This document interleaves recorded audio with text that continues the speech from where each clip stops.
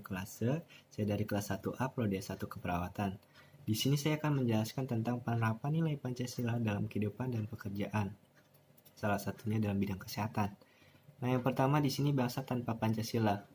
Kehidupan manusia tanpa mengenal ketuhanan yang Maha Esa pada sila yang pertama dapat mengakibatkan kehilangan nilai-nilai etik, moral, dan spiritual.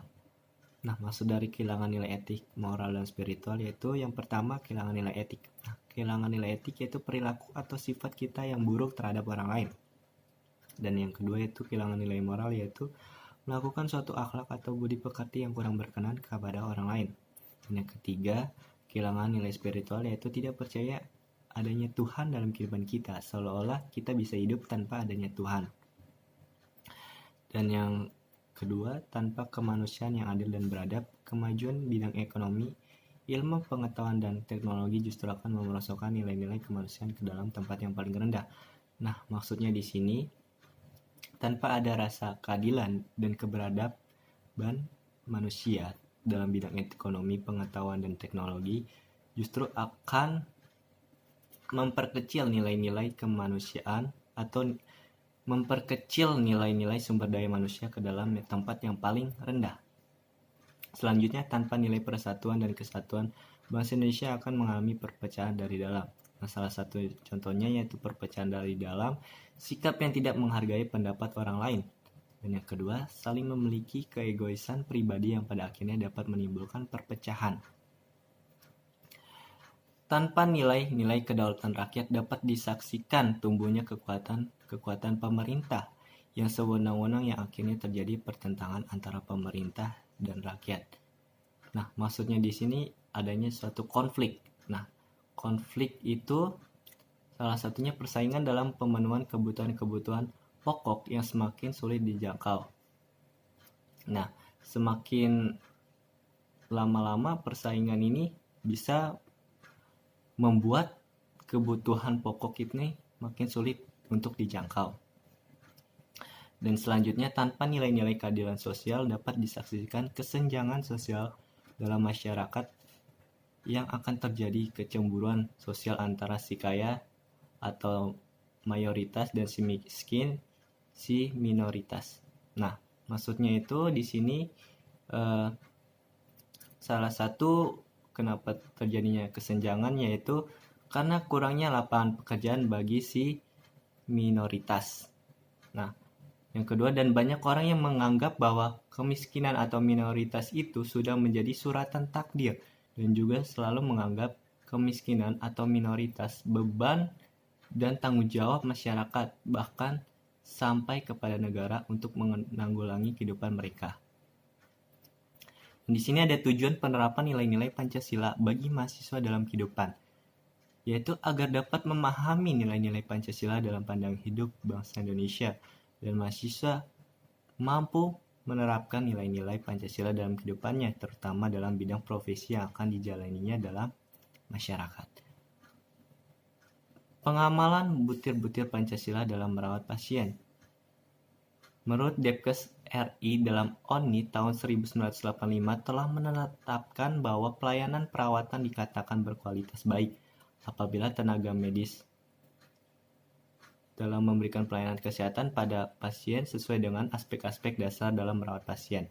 Nah, di sini ada aspek-aspek tersebut, ada 5, yaitu aspek penerimaan, aspek perhatian, aspek komunikasi, aspek kerjasama, dan aspek tanggung jawab. Di sini ada bentuk pengamalan nilai Pancasila dalam memberikan pelayanan kesehatan.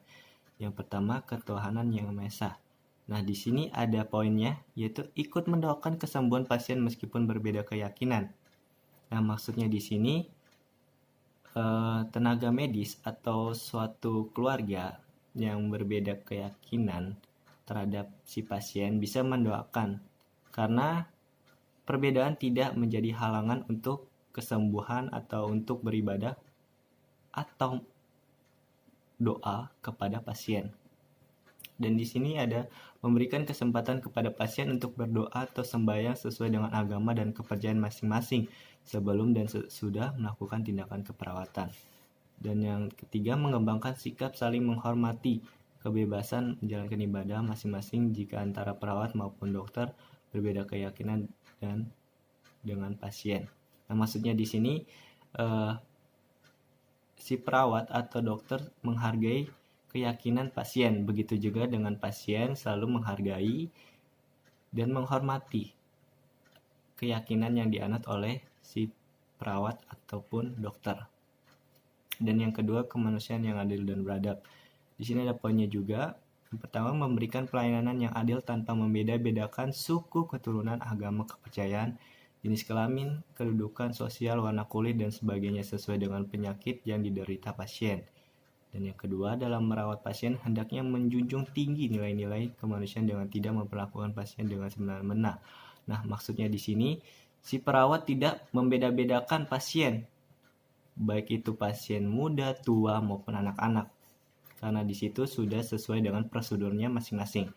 Yang ketiga, perawat merawat pasien dengan penuh perasaan cinta serta sikap tenggang rasa dan tepat selera. Yang keempat, membela pasien atau pasien advocate. Pada saat ini terjadi pelanggaran hak-hak pasien sehingga pasien merasa aman dan nyaman. Selanjutnya, perawat memberikan informasi dengan jujur dan memperlihatkan sikap empati, yaitu turut merasakan apa yang dialami oleh pasien.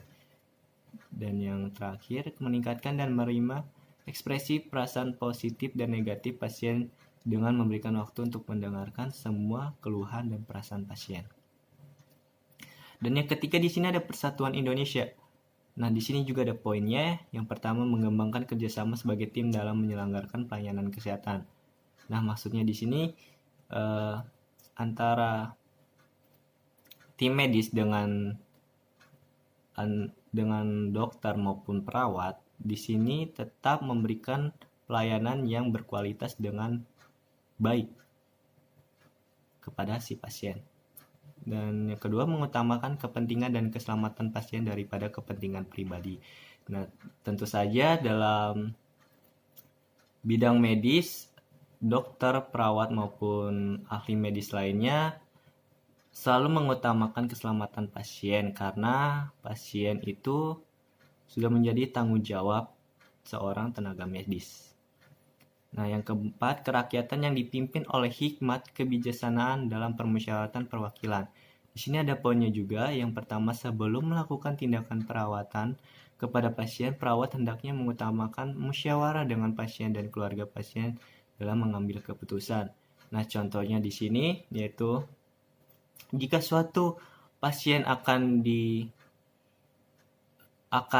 diambil suatu tindakan dalam kesehatan si pasien, si perawat harus mengambil izin atau memusyawarahkan dulu terhadap keluarga pasien apakah keluarga pasien menerima atau tidak. Jika keluarga pasien menerima, maka tim medis atau perawat tersebut akan melakukan tindakan secepatnya. Namun kalau tidak, di situ akan dibicarakan baik-baik terlebih dahulu bahwa tindakan tersebut sangat dibutuhkan oleh kepada pasien. Nah, yang kedua, musyawarah dilakukan dengan akal sehat dan sesuai dengan hati nurani yang luhur, serta dapat dipertanggungjawabkan kepada Tuhan Yang Maha Esa. Menjunjung tinggi harkat dan martabat manusia, nilai-nilai kebenaran dan keadilan, mengutamakan persatuan dan kesatuan demi kepentingan bersama.